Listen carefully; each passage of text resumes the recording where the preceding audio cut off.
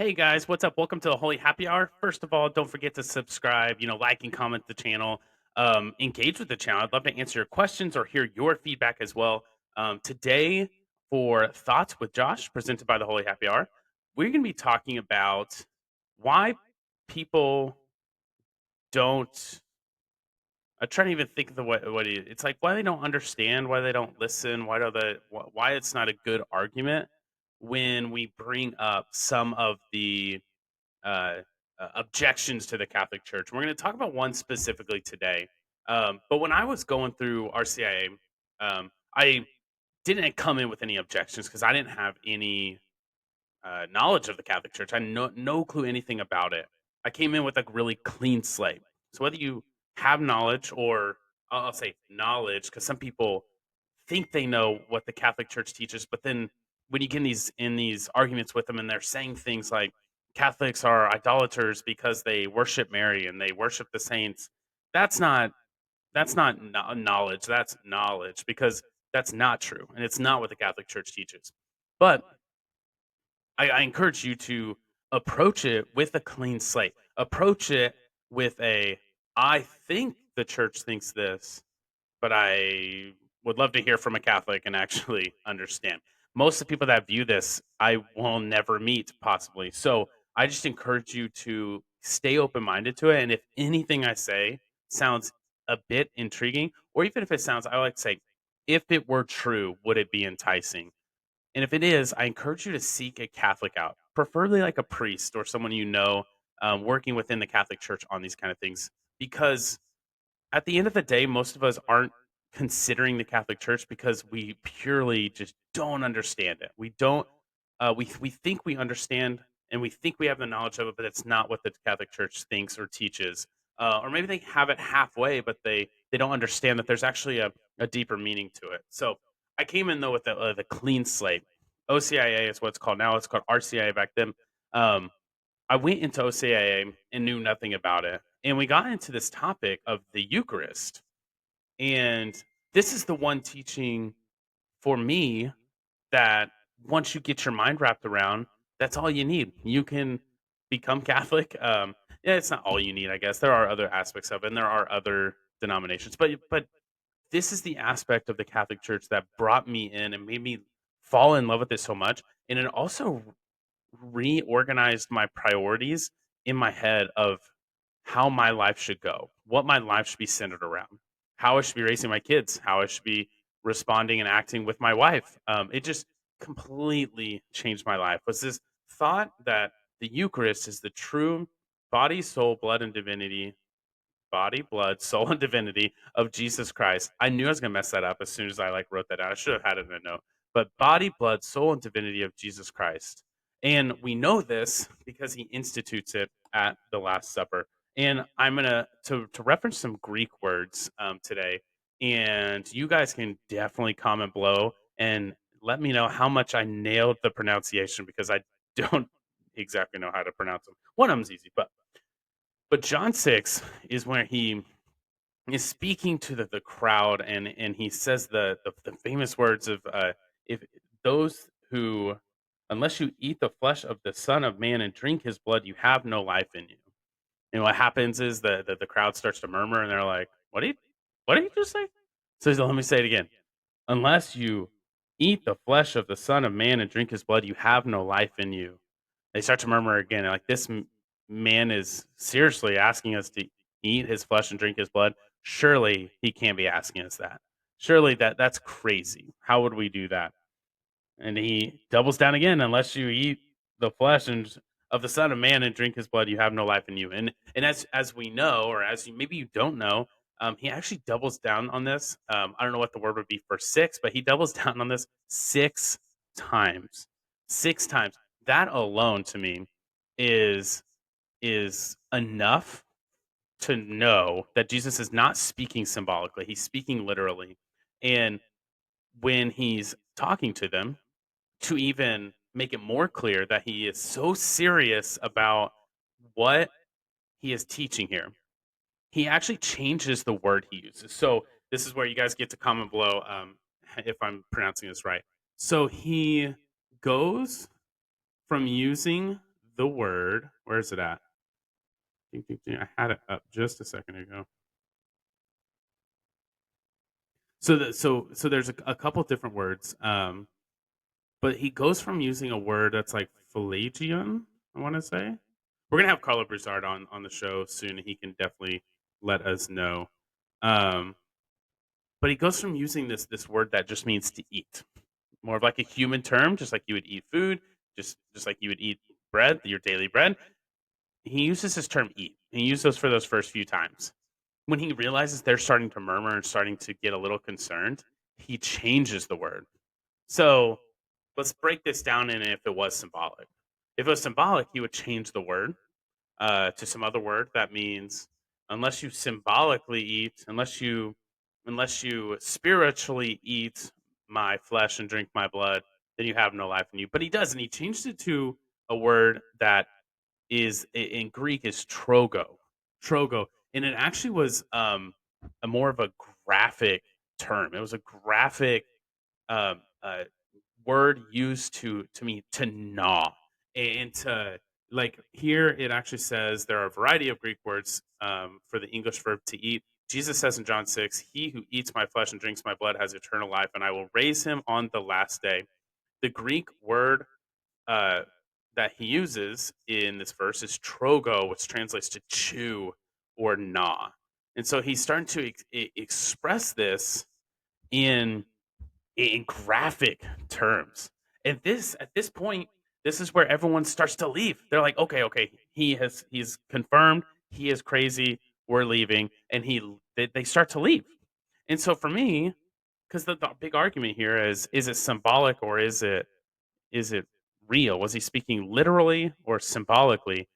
And it would have to be literally, right? Because he wouldn't let everyone leave because they misunderstood him.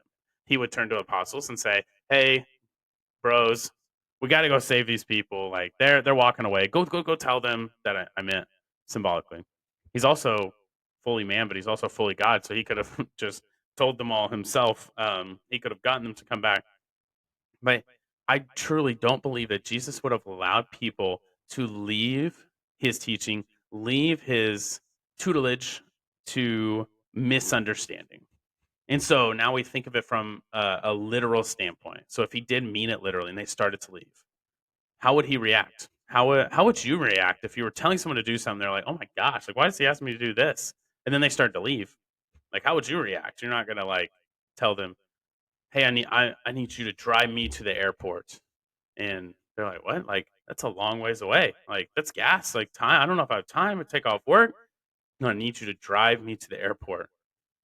It's like, "No, no, no." And then they leave. They start leaving. It's like, "Hey," like you wouldn't tell them like, "Hey, no, no, no, I mean like symbolically drive me." No, you meant literally. But then you would turn to your other friends and say, like, "I need a ride." So that sounds like a terrible example, but he turns to the apostles in this moment and he says to them, "Are you gonna leave also?" And I love the response, and they just say, "Lord, where would we go?" I just love that. It shows their faith. They know that even though this is a difficult teaching, because it would have had to have been difficult for them as well. It's not like they're the apostles, they've been with Jesus. This is easy for them. They're used to this. No, this is one of the most like wild uh, teachings that Jesus has ever given anybody. So these people are also probably slightly freaked out. Oh, hey, what's up? Are you about to record? Sorry. I'm Are recording you right now. recording right now? Yeah. I should have Sorry, texted I you and was let you about to know. record. Hey, we're talking you can just be in this it's a little short. It's thoughts with Josh for Monday. So I'm doing a thing on oh, let me see if I can get you in my I guess ears. it is Monday. I'm doing it Sorry on about the that. on John 6 on Oh, the true okay. presence in the Love it. Eucharist. And so hold on, I don't hear you now. Maybe I hear you now. Are you literally recording Yeah. right now? Yeah, yeah, I'm literally recording right now. You're gonna be in it too, because I don't cut anything. Oh my So gosh, this is embarrassing. that is awesome. What's so funny is we literally just talked about like We'll have to coordinate because I don't know. It's like, nah, I'm not gonna do it that much. That's so funny. I wasn't Um, planning on recording on Mondays, I was gonna do it on the weekend, but then I that's literally got struck by inspiration. I was like, "I should yeah. step into the studio." Hey, well, I'm almost done. I'm almost done here. I was talking about John 6 and I do this thing where I text Lindsay. I'm like, "Hey, give me a topic to do. I'm just gonna on the spot wing it." And she's like, "All right." And she said John 6. I'm like, "Oh, that's a great one." And I was talking about how like when I was Protestant, I didn't come with any objections, so it was a little bit easier. But the explanation of the words he used, and I forget what the first one is, like in Greek at least, but him just telling them, "Unless you eat my flesh and drink my blood, you do not have life in you." But then he changes it to that trogo, like to actually to gnaw, to chew, is more of a graphic term, and then everyone starts to leave, and they start leaving, and in my mind, especially as a Protestant at the time when I was going through RCA, I was like, if he meant symbolically, he would have sent the apostles, "Hey, go get them, go grab them," or he would have just been like, "Wait, hey, everybody stop, come back." I was talking symbolically, but no, he like turns to them, and it's like it's like the mic drop moment where he turns to them and it's like, "Are you going to leave also?" And it's like, and they're like, "Where would we go?" And I'm just like, I don't, I. There's nothing else you can get from that except for that it's literal. Like this is a literal like teaching. I am talking literally. Eat my flesh and drink my blood, and yeah. So we just were going through that. So it's always a fun one. The Eucharist is always fun.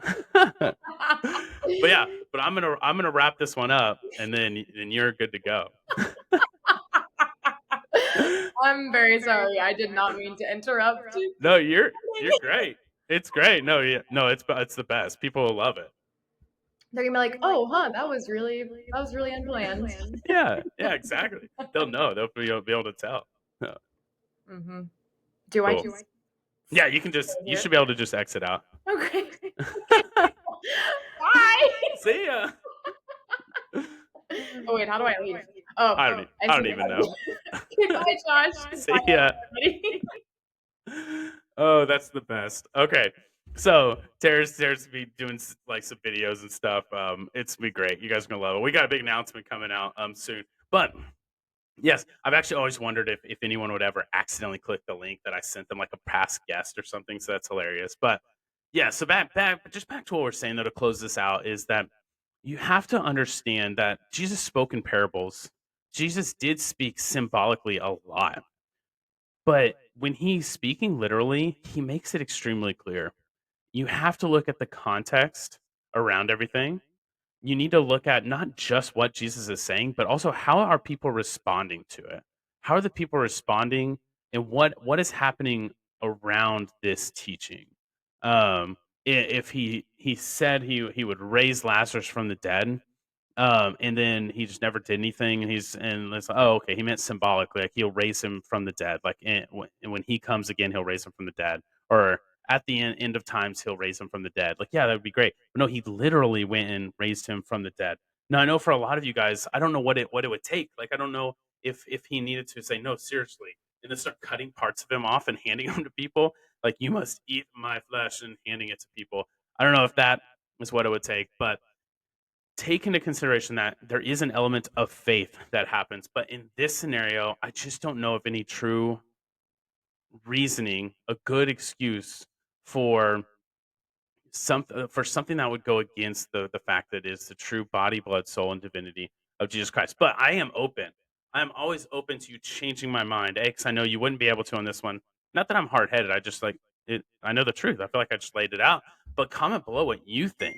Like if you have any any objections to this, or if that's not enough for you, like, let us know. Like, let us know because we would love to answer those questions. We love to plant seeds so we can hopefully help you find the truth, find the true church, which is the Catholic Church. So we are going to be having an amazing week this week. We got the next episode in uh, the Journey of Grace, the uh, Catholic Church sacraments. Wow, I really let's take that back. We have the next episode in the Journey of Grace, the Catholic Church sacraments. There we go.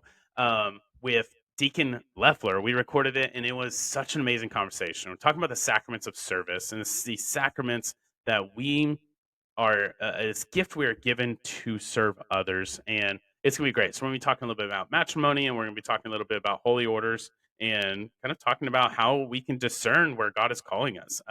Some of us already know, like myself, being married, and someone like Deacon Leffler, who is married but also a deacon. And then you obviously got the priests and stuff that have already found their vocation and are in their vocation. But some of you guys may be younger. I know we're going to be out at the youth conference this weekend, and we're be meeting a lot of people that are actually be going through a discernment process soon. So you guys will be able to listen in and hear a little bit more about that discernment process, how you guys can discern what your vocation is, because you never know. He may be calling you to the priesthood, to an order, a religious order, to be a sister or a nun, and it's up to you to answer that call. And definitely, obviously, a lot of us be called to marriage, called to continue to make little Catholic babies. So check out that episode, and then don't forget to like and subscribe. And like always, if you've made it to the end, you guys deserve to know we have Dr. Edward Shree, we have Michael Gormley, and Dr. Carlo Broussard coming on the show in November. I'm so excited. We're going to be taking objections on the Catholic Church. We're going to be trying to stump Carlo Broussard because we know we can't. And so leave those in the comments as well. Dr. Edward Sure, when we talk about focus, obviously, I love what he's done. I obviously have a lot to do with focus, or I have a lot of encounters with focus, and it's just one of my favorite ministries out there. And then with Michael Gormley, local to my area, he's from the 918 from Tulsa, Oklahoma, and we're going to be talking a lot about some other topics. I'm actually waiting to hear back from that one. So I'm super excited for November, but we're going to wrap up October. We're going to finish up this 3-part series, and then I got a special guest at the end of the month, Hugh Thompson, who's from my parish, is just a brilliant man, a great leader, great husband and father. And so I'm super excited to continue to grow with you guys and walk with you guys. And if you guys have made it to the end and you guys have really liked, you guys have really liked watching these videos and you're getting something out of them, I encourage you to consider becoming a monthly supporter of the channel. It allows us to upgrade stuff like this little dinky microphone. It allows us to get nicer equipment so that we can provide the best content out there. Because our goal is to provide the best Catholic content that we can. Not that we're competing with anyone else, but that we can, so we can continue to plant seeds all over the world through social media. Because you know, and we know that YouTube needs more Jesus. So you guys have a great week. God bless, and we will see you guys soon. Check the description for all the links below for all the deals we have and specials and different ways you can support the channel. God bless.